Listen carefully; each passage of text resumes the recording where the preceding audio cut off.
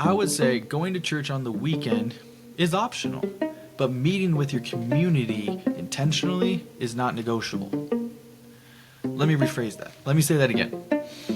Going to church on the weekend to consume a message, to consume worship and everything is not, it's optional, but it's a really good thing to meet with other believers and do that. There's something special.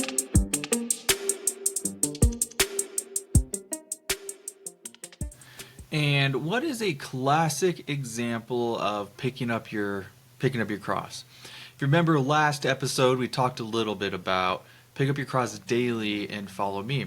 And I've been really sitting and putting into practice some different types of changes, practices, whatever you'd like to call them, about really trying to figure out what can I practically do to increase what that means to pick up my cross. And one of the words that really came to mind and jumped off the words of the pages of everything was the word intentional. So the word intentional, I don't know the definition or anything, but for me it's a choice to go do something. You have to be intentional to change. You have to be intentional to grow. You have to be intentional. If you want to make more money, you have to be intentional to work more or be more creative to sell products. You have to have the intent of doing something. And so if you're going to pick up your cross daily, those are going to require intentional choices. One of the choices that I think doesn't really get talked about very much is picking up your cross daily, but it can in this culture, is community. A lot of us Christians, we think that we're good with our few Christian friends that don't really know us too deeply, if we're going to be honest, and then going to church on the weekend, seeing our Christian friends again, saying hi, pretending that everything's okay, no room, no time to really break down or talk about what's going on in your life, and then saying, cool, I have my community. I go somewhere with a lot of other people who are Christians and believe in God and say they believe in God, and then throughout the week, I just maybe talk to them once or twice, mostly about sports, or just go out and catch a meal with them or something, but they don't really know me as much as I don't really know them. And so therefore, I think growing in community, to be intentional with that, is something that in this day and age can be considered picking up your cross daily and follow me. Is it always easy to put yourself out there to grow in your relationship with others? No, not at all. It is kind of painful. I would rather stay at home, stay with who I'm comfortable with, not rock the boat of people in my boat or my circle that can butt heads with me, but it's through the butting heads that we grow. Let's look at Jesus' life as an example. Jesus called his 12 disciples, and his 12 disciples weren't all conservative, gun-toting, right-wing people. They weren't also left-end, liberal, freedom, social justice, warriors. They were a mixture of everything. For example, Matthew was a tax collector, basically a betrayer of the Jewish people. And one of the, forget his name, but one of them was a zealot. And he is on the other far end of just I will die being as Jewish as possible, death to the Romans. And Jesus calls both of these people into community with him.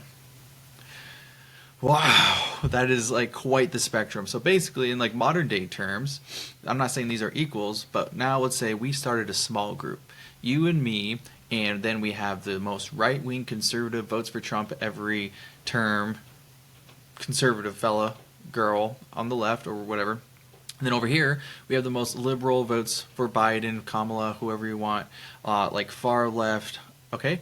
And both of you decided both of these people joined a small group with you, and we're all centered around Jesus, growing together intentionally in community.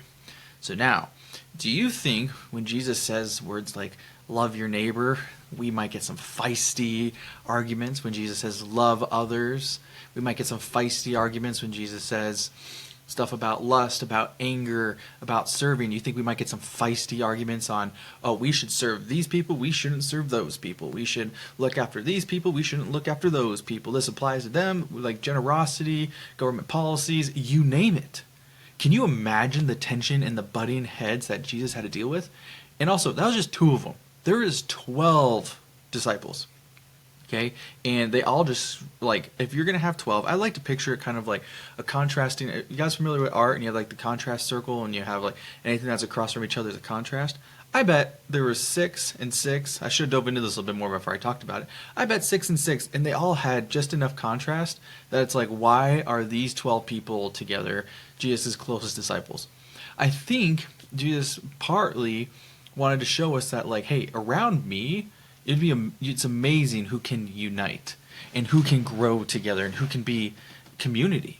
So you don't have to look like each other, feel like each other, believe everything everybody believes to grow. In fact, actually, I think that's dangerous. I think if you surround yourself by a lot of me people, people who look like you, feel like you, talk like you, believe like you, where's the growth? Because no one's going to be challenging you in what you think or what you believe. The real gift of community comes when you're surrounded by people who can challenge you, convict you, make you feel like a little bit competitive. Like, for me, for example, I can hear somebody say something, and I'm just like, oh, I feel like I should have known that, and I kind of like shut up a little bit, but it makes me think about that. I think a little bit different about, like, oh, shoot, someone else is doing that. I feel like I should have known better, but it challenges me. It, like, hits me a little bit. Do you have those people in your life? Because if you don't, you need them, and we're done making excuses. Pick up your cross and find intentional community. Oh, Stephen, I tried my small groups at church. I tried everything. If you're having a hard time, then don't do it at the church. Start your own group. So, for example, me and my wife, we've been in and out of small groups, and everything's great, you know. But one of the things recently is, like, we went to a new church, and we're like, we really want to start, like, we want this type of small group. And, like, we had a kind of a vision and everything. And we're like, you know what? Let's just start our own small group, lead our own group, and create community that way. So we did this, and we're about 4 or 5 weeks in now from having, like, meeting, like, routinely. And I'm going to say that my favorite part of the week is I look forward to Wednesday nights. Wednesday nights is when we get together with our group, and that is where we get to form intentional conversation and form intentional community with other people all around Jesus. We're all very different people, but Jesus is at the center of everything. And at first, this is great, we're reflecting a little bit, me and my wife last night, and the first day when we were getting to the group to, like, lead it, we were late. We were late by like 15 minutes or something. Like, we couldn't even get out the door to get to the group we were supposed to lead on time. And then yesterday, we even with a birthday celebration, we managed to get there 15 minutes ahead of time. And I'm like, man, if you would have told me that, like, God gave us the ability and the strength to have this become an ease and a joy in my week, like 4 weeks ago, I would have called BS. And we literally said, like, why are we doing this? This is crazy. You know, but now it's like, I'm so glad we're doing this. If we weren't, this would be crazy. But that's what Jesus does. Jesus takes, when you put into practice and you start working and doing what Jesus says to do, he meets you in it, and he forms it and shapes it into something that benefits you and turns you more into, like, the loving person, the joyful person, the person that's becoming more like God. Because eventually we all tap out. It's like, I heard this great analogy by John Mark Comer the other day, it's kind of, spiritual growth is kind of like human growth. It's like you grow up fast, and then you kind of just seem to plateau, but you keep on growing. You keep on becoming. But the changes look a lot more subtle. Like, your changes between 30 and 40 are less drastic than they were from 0 to 10. And so, depending on where you're at in your spiritual journey, changes happen slowly.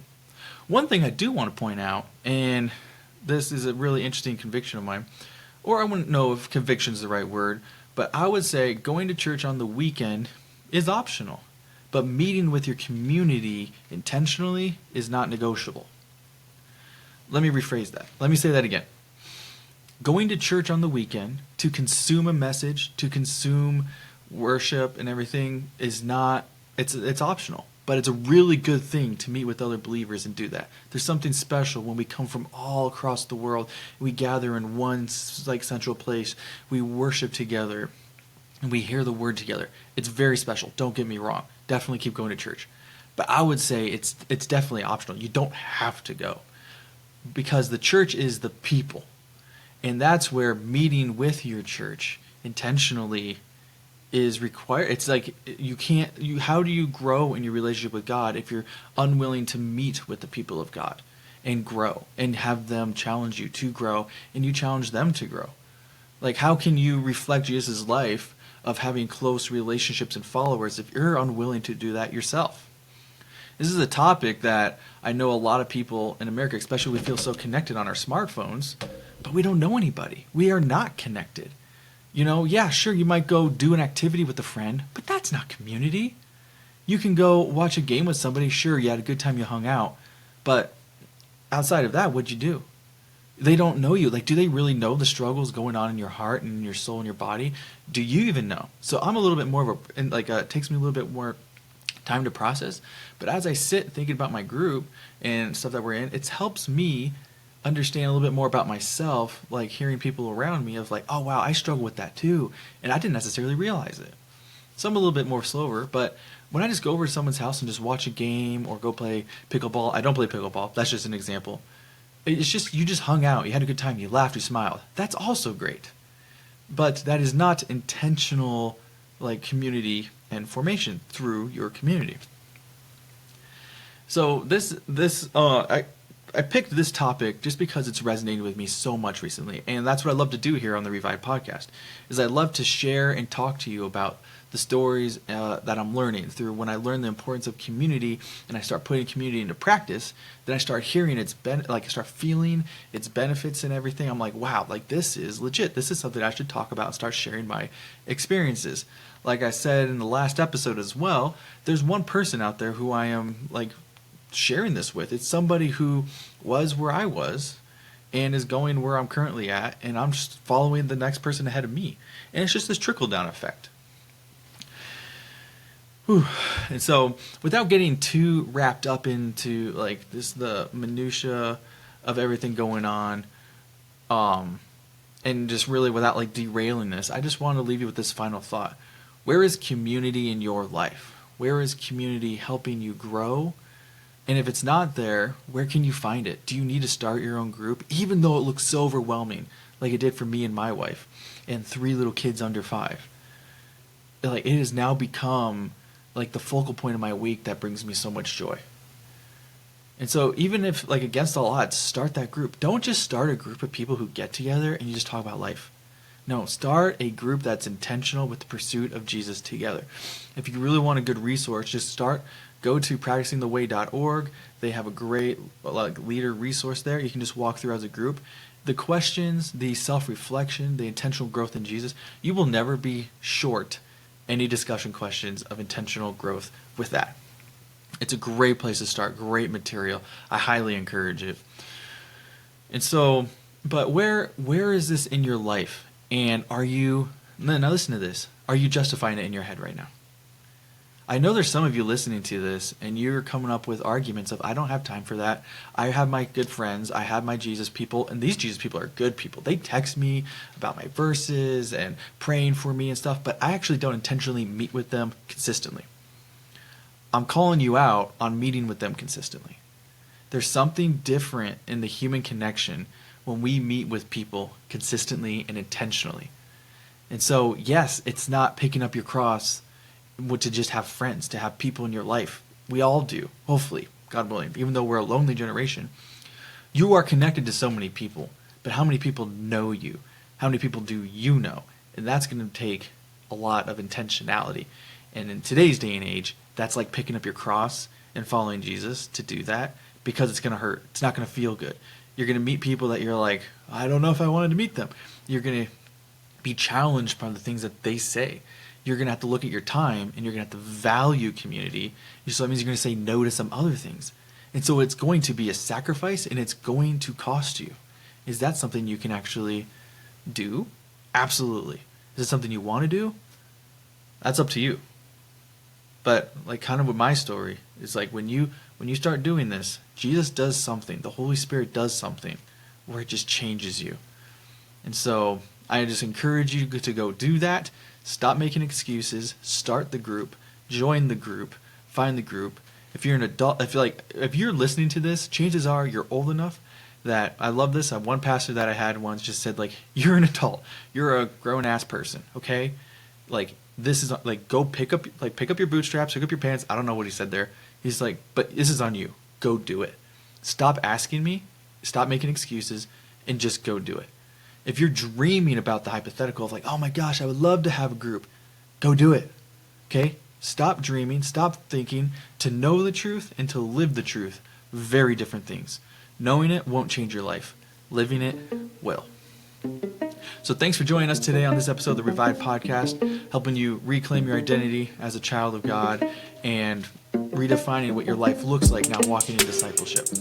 If anything I said today just resonates with you, go ahead and share this episode on YouTube, Spotify, anywhere. And I pray that God blesses you this week, and I'll look forward to seeing you next time. Cheers.